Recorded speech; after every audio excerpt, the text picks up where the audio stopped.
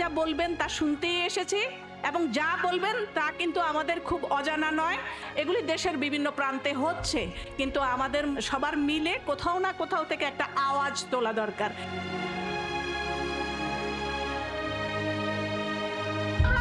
অফিসে গেলে আমাদের কোনো মূল্যায়ন করে না, আমরা এজেন্ট অফিসে গেলে আমাকে কোনো জিজ্ঞাসা করে না, আমরা ভূমি অফিসে গেলে আমাকে ওরা চেনে না, তোমরা কারা, আর বিভিন্ন সরকারি অনুদান থেকেও আমরা বঞ্চিত।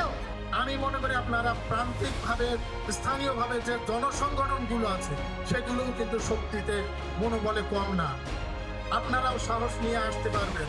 সুতরাং নেতৃত্ব প্রদানে নারী এবং পুরুষকে সমানভাবে এগোতে হবে। আমাদের সামনে আপনারা যারা বসে আছেন এখানে অনেকেই ভূমিহীন নারী আছেন, এবং আপনারা পেছনে যাদেরকে রেখে আসছেন সেখানে অনেক ভূমিহীন আছে। তাহলে ভূমিহীনতার সমস্যা কাদের জন্য?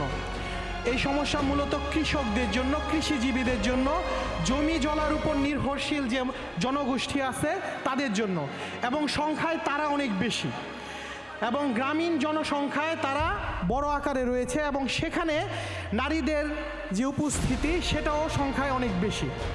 তো এই জন্য এটা আমাদের জন্য একটা ইস্যু, কিন্তু এই ইস্যুটা শুধু এই নির্দিষ্ট জনগোষ্ঠীর জন্য না, এটা সারা দেশের জন্য এবং জাতির জন্য। এই কয়েকদিন আগে আমাদের আদিবাসীদের জমিগুলা জাল করে নিয়ে নেওয়া হচ্ছে, তারা বাড়িতে বসে থাকে, কোনো সাব রেজিস্ট্রার তদন্ত করে দেখে না, কোনো উপজেলার ইওলো সাহেব তদন্ত করে দেখে না, ভূমি অফিসার তদন্ত করে দেখে না, আদিবাসীরা জমি কিভাবে পার হয়ে যায়, বিলে পারমিশনে কি করে দেওয়া হয় সেই জমিগুলা। তো আজকে আন্তর্জাতিক নারী দিবস, এবং নারীর খাস জমিতে কেবল ভূমি অধিকার না, এই পুরা পুরুষতান্ত্রিক সমাজ রাষ্ট্রীয় কাঠামোর মধ্যে ঐতিহাসিকভাবেই নারী অবিচারের শিকার হয়ে আসছে। আমি মনে করি এটি সমান অধিকার হওয়া উচিত সর্বক্ষেত্রে, সর্বধর্মে পুরুষ নারীর এই ভূমি অধিকার আইন সর্বধর্মে হওয়া উচিত। আমিও আপনাদের জাতির সঙ্গে একাত্মতা ঘোষণা করছি। এটা আমার এলাকা হোক আর বাইরে এলাকা হোক, গরিব দুঃখী যাদের ঘর বাড়ি নাই তারা যেন ঘর বাড়ি পায়। পিতৃতন্ত্রের একটা যন্ত্রই মাত্র, কারণ যখন বলা হচ্ছে সক্ষম পুরুষ থাকতে হবে, তো রাষ্ট্রই তো আমাকে নির্ধারণ করে দিচ্ছে যে আমার পুরুষ হচ্ছে সক্ষম, প্রথমত হচ্ছে পুরুষ ছেলে সন্তান, এবং সে হতে হবে সক্ষম। তার মানে হচ্ছে নারীর অস্তিত্বই রাষ্ট্রের কাছে নাই। আমরা নারীরা যে সকল অধিকার থেকে বঞ্চিত, আমরা যদি না বলা হচ্ছে সে সম কাজে সম অধিকার,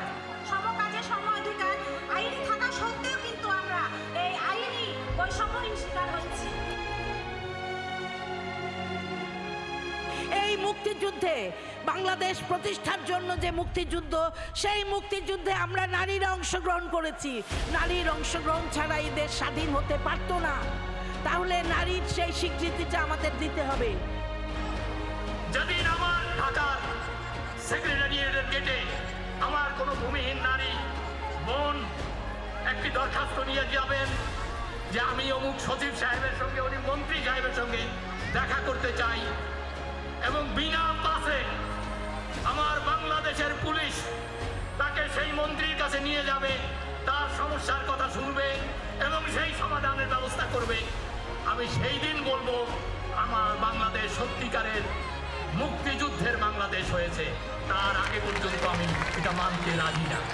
মানুষকে স্বাধীন করতে হলে, মানুষের মুক্তি আনতে হলে আমাদেরকে সমবেত হতে হবে, আবার ঐক্যবদ্ধ হয়ে কতগুলো জায়গায় বিশেষ আন্দোলন, বিশেষ ইস্যুতে আন্দোলন সংগ্রাম চালিয়ে যেতে হবে।